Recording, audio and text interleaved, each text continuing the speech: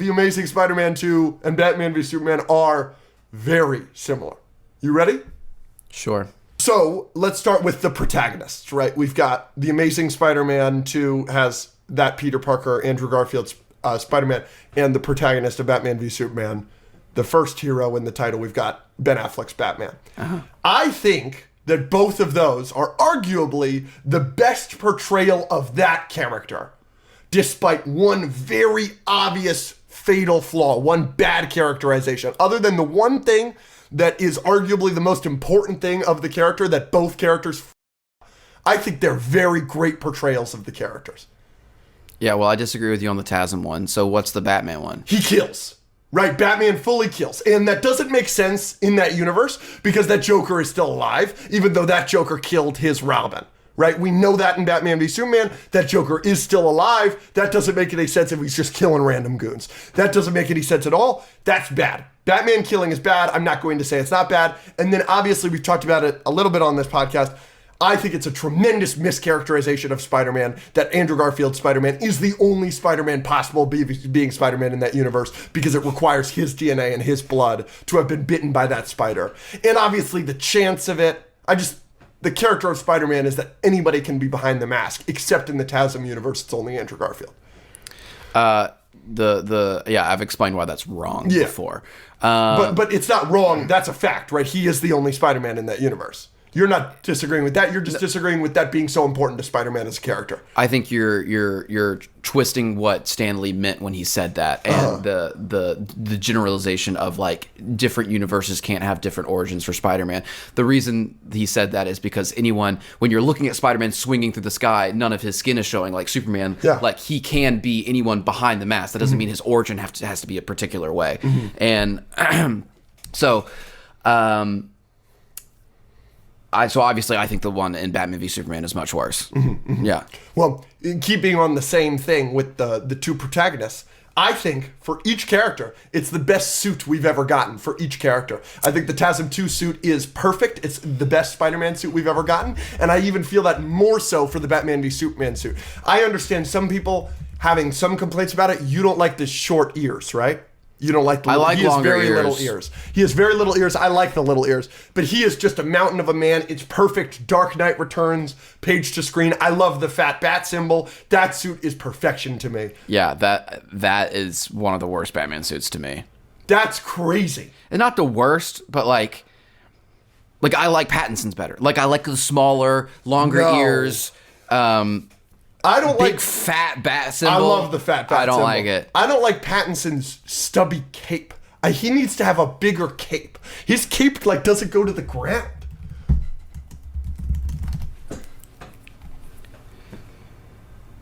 This suit is really good. The Pattinson suit?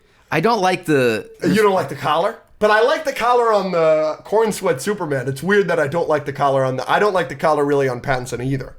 Yeah, the ears are better. The bat symbol is better. Really? I don't like this part right here. But so you're overall taking Pattinson's Batman suit over Ben Affleck's Batman suit? Probably. Yeah, see, that's a heinous opinion in my opinion. Yeah, but like he's just a big fat. Everything's big and fat and stubby. I don't like that. No, awesome. The ears are stubby. The bat symbol is stubby. Awesome. He is stubby. No, give me a Batman that can freaking move, dude. Both Batman v Superman and Tasm 2 have too many villains, and they're bad representations of said villains. Sure, I can give, I've never said Tasm 2 is perfect. I don't like the Green Goblin. Yes. Right? Yes. I'm not as low as on Electro as other people. Uh-huh. So what is it in Batman v Superman? Obviously, Lex Luthor is garbage. Lex Luthor is garbage to the level that Dane DeHaan's Green Goblin is garbage. I think it's worse, but they're both garbage. Sure. And then that fucking... that Doomsday is so bad. Doomsday is so bad. The fact that it's just Zod's body doesn't so many of the problems with that movie are solved if that's Bizarro. Sure. But it's Doomsday. Yeah. So you can kill Superman because you want to do Death of Superman kind of properly, but you don't do it properly because that Doomsday looks terrible. I think in a movie with the two most popular superheroes of all time, in a universe that you're trying to expand, to take two of the most important villains of all time, Lex Luthor and Doomsday, and F them up both in one movie is worse than effing up Electro and Green Goblin. I in understand what you mean. You know what I also, there's the argument to be made that Alexi is not a good Rhino. Sure.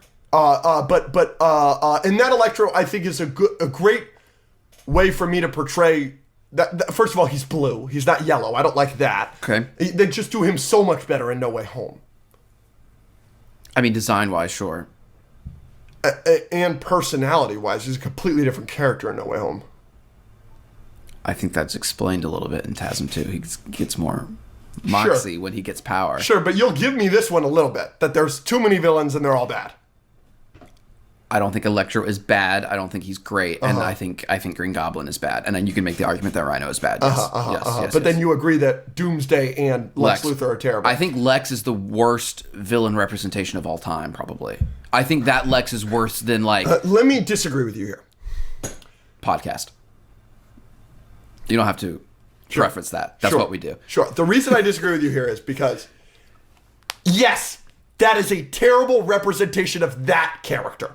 Completely agree with you there. I couldn't agree with you more on that take. But he is entertaining. And there are comic book movie villains that are bad representations of the character and boring. Yeah, but... Like, yes, he's just the Riddler, but at least he's like a fun Riddler. Yes, but at the same time, that's so what's not needed for that character that I'm watching it and I'm not being entertained. I'm rolling my eyes or feeling weird. Mm-hmm. Like, I see clips of him interacting with Superman or him doing the Jolly Rancher thing or shooting basketball. Weird. Awful. And I'm just like, it takes me out of the movie more than if they just made it a different character or if he was a normal Lex. Mm-hmm. Like, yeah, Rhino isn't portrayed well, but, like, it's not taking me out of the movie as much as the Lex in Batman v Superman.